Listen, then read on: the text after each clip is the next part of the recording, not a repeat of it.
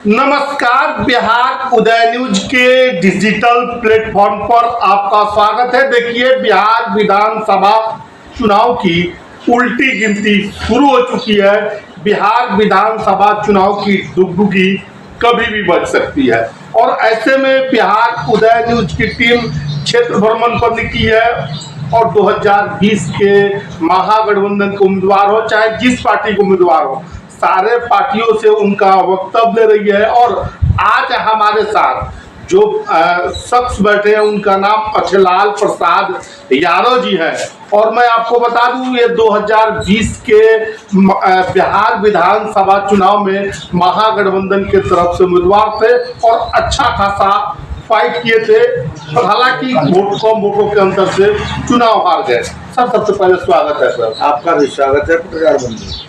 Sir, अब की बार फिर से आप भावी प्रत्याशी और प्रबल दावेदार 2020 के चुनाव में आप प्रबल दावेदार थे, थोड़े से अंतर से चुक गए और दूसरी तरफ आपको प्रबल दावेदारों में 2025 के बिहार विधानसभा चुनाव में किधर, इस पर क्या कहेंगे सर?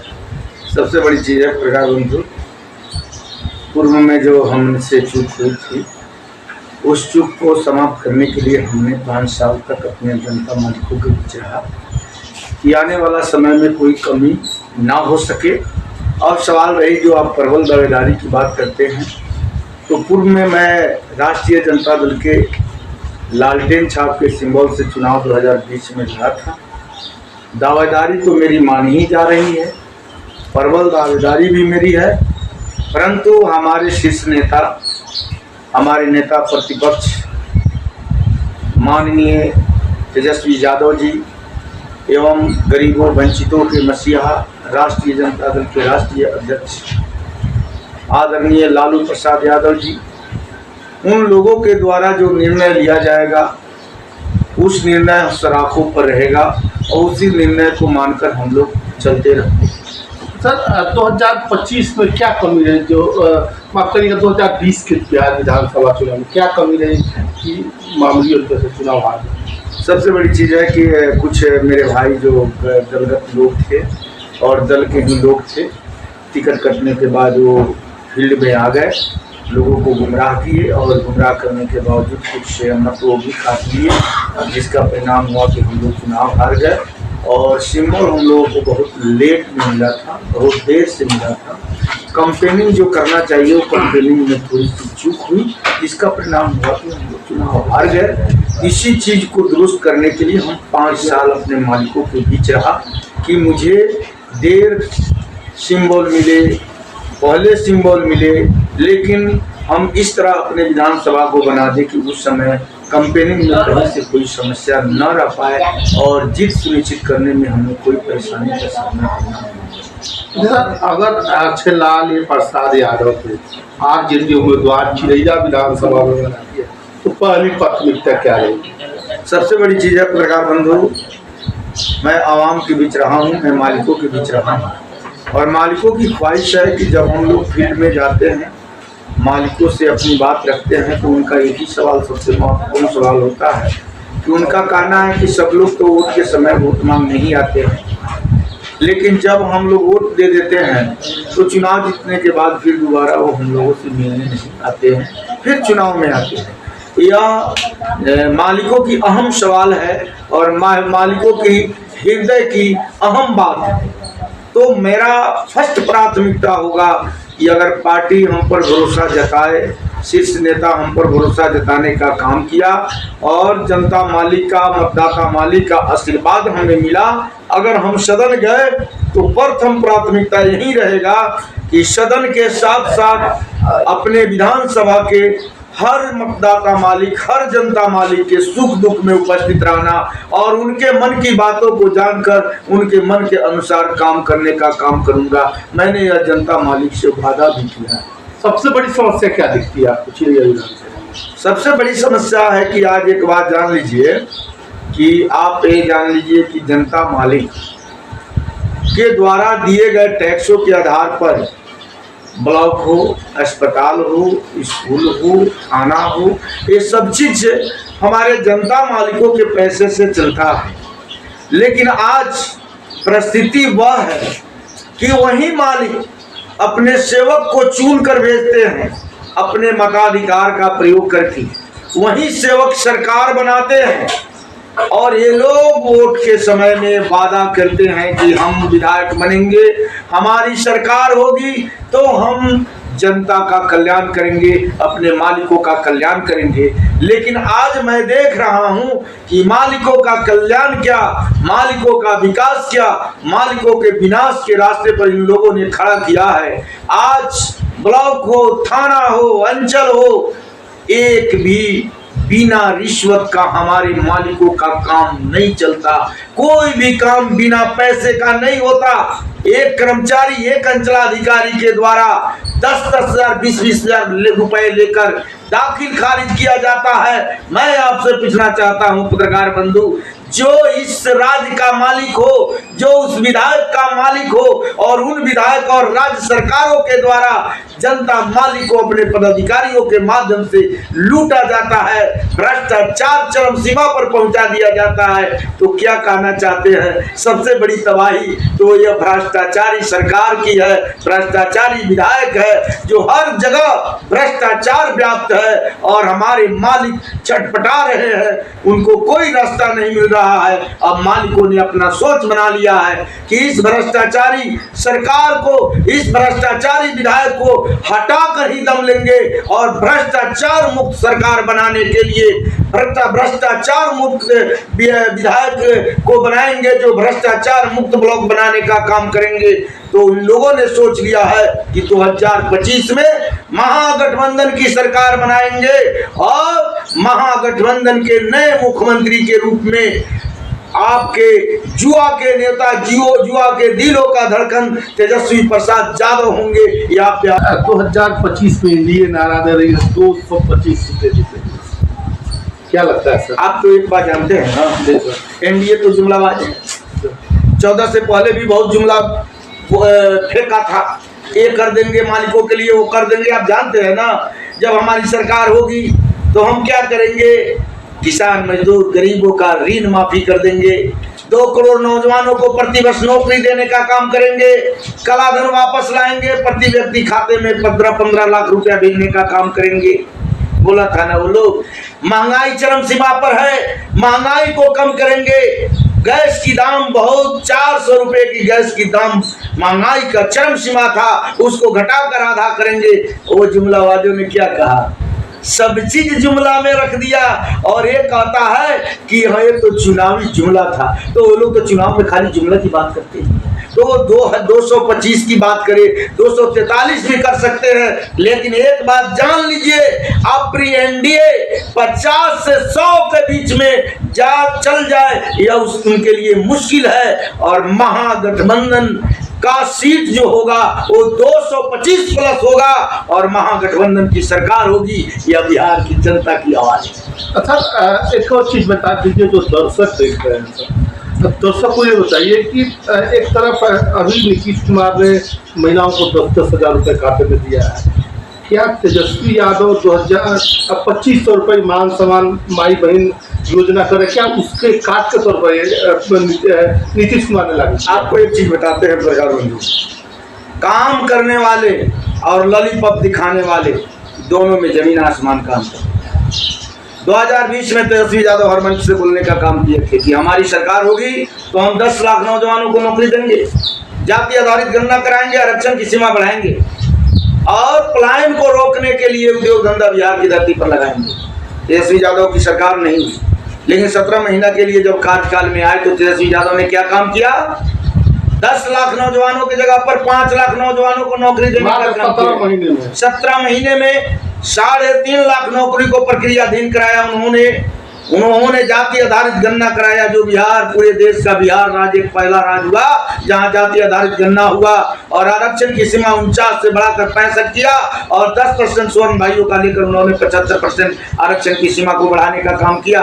हर जगह देखिएगा 17 महीना के कार्यकाल में जितने भी बिहार के धरती पर उद्योग धंधा लगा हुआ है वो तेजस्वी जी के शासनकाल, तेजस्वी जी के सरकार में रहने के समय की बात है। जबकि उस समय ये लोग कहते थे, भाजपा जदयू के लोग, बिहार में पैसा नहीं है, तेजस्वी अपने बाप के घर से पैसा लाएगा कि नौकरी देने का काम करेगा। लेकिन तेजस्वी यादव ने अपने विजन, अपने सोच के तहत अपने वादा को पूरा किया और बता दिया इन लोगों को कि तेजस्वी बोलते हैं जो करते हैं, ऐसा नहीं कि जो बोलते हैं वो नहीं करते हैं। तेजस्वी यादव के डिक्शनरी में यह बात नहीं लिखा हुआ है। तेजस्वी यादव जो वादा करते हैं उसे पूरा करने का काम करते हैं। तो तेजस्वी यादव ने 2025 में वादा किया, उन्होंने उस वादा को पूरा किया। तेजस्वी यादव 2025 में कहे कि हम लाखों युवाओं को नौकरी देने का काम करेंगे। अगर 2025 में जनता मालिक ने आशीर्वाद दिया, बिहार की जनता आशीर्वाद दिया, आपका बेटा तेजस्वी 2025 का मुख्यमंत्री बनेंगे, तो पहला काम यह होगा कि लाखों युवाओं को नौकरी देने का काम करेंगे। हमारे युवा वर्ग के बच्चे जो प्रतियोगी परीक्षाओं में जाते हैं और पैसे के अभाव में फॉर्म नहीं भर पाते हैं, आने जाने के खर्चा के अभाव में वो प्रतियोगी परीक्षा नहीं दे पाते, तेजस्वी यादव ने अपने वादा में कहा कि मैं उन प्रतियोगी परीक्षाओं का फॉर्म का फीस माफ करूंगा और आने जाने का खर्चा माफ करूंगा। इतना ही नहीं, बिहार का बेटा बिहार में नौकरी करेगा। डोमिसाइल बिहार के धरती पर डोमिसाइल नीति लागू करूंगा, यह तेजस्वी यादव का वादा है। तेजस्वी यादव कहते हैं कि इतना ही नहीं, ये तो युवाओं के लिए है। युवा राष्ट्र का निर्माण करते हैं, युवा राज्य का निर्माण करते हैं। तो मैं युवा को मजबूत करने के साथ साथ मैं बाबा साहब भीमराव अंबेडकर कहकर चले गए कि बिहार के विकास के लिए, गांव के विकास के लिए, घर के विकास के लिए महिला को सशक्त करना, महिला को मजबूत करना जरूरी है। तो उस संविधानिक और बाबा साहब की वचन को पूरा करने के लिए तेजस्वी यादव ने कहा कि जब तक महिला सशक्तिकरण नहीं होगा, हमारी माताएं बहनें मजबूत नहीं होगी आर्थिक रूप से, तब तक घर का विकास नहीं होगा और तब तक नया बिहार नहीं बनेगा, विकसित बिहार नहीं बनेगा। तो उन्होंने कहा कि माई बहन मान योजना के तहत हर माता बहन के खाता में हर महीने 2500 रुपया भेजने का काम करेंगे जब हम सरकार में आएंगे। इतना ही नहीं, उन्होंने कहा कि पेंशन को बढ़ाकर प्रति माह वृद्ध माता, वृद्ध पिता, विकलांग भाई, विधवा बहन के लिए हर महीने उनके खाते में 1500 रुपया भेजने का काम करेंगे। इतना ही नहीं, आज बिजली बिल के मार से, स्मार्ट मीटर के मार से बिहार के मालिक, हमारे बिहार के मतदाता मालिक, जनता मालिक बहुत परेशान है। इसलिए मैं उनके परेशानी को दूर करने के लिए कहता हूं कि जब आपका बेटा तेजस्वी 2025 का मुख्यमंत्री होगा तो पहला काम में ये भी काम होगा कि 200 यूनिट बिजली फ्री कर देंगे और गैस 125 किया है ना ये बताते हैं 200 यूनिट बिजली फ्री कर देंगे और गैस सिलेंडर के महंगाई को रोकने का काम करेंगे। गैस सिलेंडर के दाम को 1000-1200 से घटाकर 500 रुपया करने का काम करेंगे। जब तेजस्वी यादव की वादा को हमारे विपक्ष जदयू भाजपा की 20 साल की खट्टाला सरकार जो डबल इंजन की सरकार है, 11 वर्ष से केंद्र में है, 20 वर्ष से राज्य में है, कभी जनता माली के लिए कुछ नहीं सोचा। लेकिन तेजस्वी जी के विजन के सामने, तेजस्वी जी के सोच के सामने नतमस्तक हो गया और तेजस्वी जी के वादा के टेंशन में आकर यही सरकार क्या करती है, जब चुनाव का समय आता है तो 400 के पेंशन को टेंशन में बढ़ाकर 1100 प्रति माह करने का काम किया। टेंशन में बढ़ाकर 1100 प्रति माह करने का काम किया और इसी टेंशन में जो आदमी ने सदन में बोलने का काम किया था कि राज्य में बिजली माफ नहीं किया जा सकता है, लेकिन तेजस्वी यादव के विजन के सामने नतमस्तक होकर उन्होंने 200 यूनिट बिजली फ्री के जगह पर 125 यूनिट बिजली फ्री करने का काम किया है। आपने कहा पत्रकार बंधु कि वो 10,000 रुपया दे रहे हैं हमारे माताएं बहने को। 20 साल में कभी माता बहन के लिए नहीं सोचा, लेकिन जान लीजिए पत्रकार बंधु, हमारी माताएं बहनें जान रही है, समझ रही हैं कि ये 10,000 रुपया चुनाव में दे रहे हैं और ये चुनाव के बाद 10,000 रुपया वापस लेने का काम करेंगे। 2 लाख देंगे, 10,000 में रोजगार करिए, सबसे बड़ी 10,000 रुपया देंगे और 10,000 वापस लेंगे। 2 लाख तो जुमला है, 2 लाख देंगे नहीं। लेकिन हमारे नेता तेजस्वी यादव कहते हैं, माँ बहने 10,000 रुपया तुमको लॉलीपॉप दिखाकर दे रहा है ये लोग, कल 10,000 रुपया वसूलने का काम करेगा। लेकिन आपका बेटा तेजस्वी जब मुख्यमंत्री बनेगा तो हर साल 30,000 रुपया देने का काम करेगा, जो वापस करने की जरूरत नहीं है, आपके सहयोग राशि के रूप में मिलेगा। आपको मजबूत करने के लिए हम देने का काम करेंगे। सर एक चीज और बता दीजिए, जो दर्शक देख रहे हैं, मतदाता मालिक महागठबंधन आपको उम्मीदवार बनाते हैं, कितने बजे देखेंगे? सबसे बड़ी चीज है, देखिए जहाँ तक बात है पत्रकार बंधु, ये मेरे मुंह से शोभा नहीं देता कि मैं कितने बजे जीतूंगा, कितने वोटों से जीत जाएगी। लेकिन जनता मालिक का जो अभी रुझान है, जनता मालिक के अंदर जो दौड़ रहा है, अच्छे लाल का नाम 5 साल तक मैंने जो उनके बीच रहने का काम किया, दिन को दिन रात को रात नहीं समझा। जब मैं रास्ते में चलता हूँ, जहाँ 10-20 हमारे अभिभावक लोग बैठे रहते हैं, मैं गाड़ी से उतरकर उनको आदाब सलाम प्रणाम करने जाता हूँ, तो लोग कहते हैं कि बाबू अच्छे लाल तोरे बात बतिया इतर लिया कि अपनी हमरा बउआ के क्यों नहीं विधायक बना के भेज के हमने का अपन विधानसभा के कल्याण करावे के बाद। यह जनता की आवाज है, जब जनता की आवाजें निकल गई है तो आप जानिए कि आप क्या कहते हैं। हम तो यही आशा करते हैं कि हमारे मालिकों का कहना है, मैं नहीं कहता हूँ, हमारे मतदाता मालिक, हमारे चिड़िया विधानसभा के जनता मालिक कहते हैं कि अच्छे लाल यादव को अगर पार्टी ने इन पर भरोसा जताया तो 50,000 मतों से जिताकर सदन में भेजने का काम करूंगा। 50,000 मतों से जिताकर, ये मेरे जनता मालिक मतदाता मालिक का आवाज है। क्या आपको लगता है जन सुराज की फैक्टर दिख रही है बिहार में, अच्छी रही है?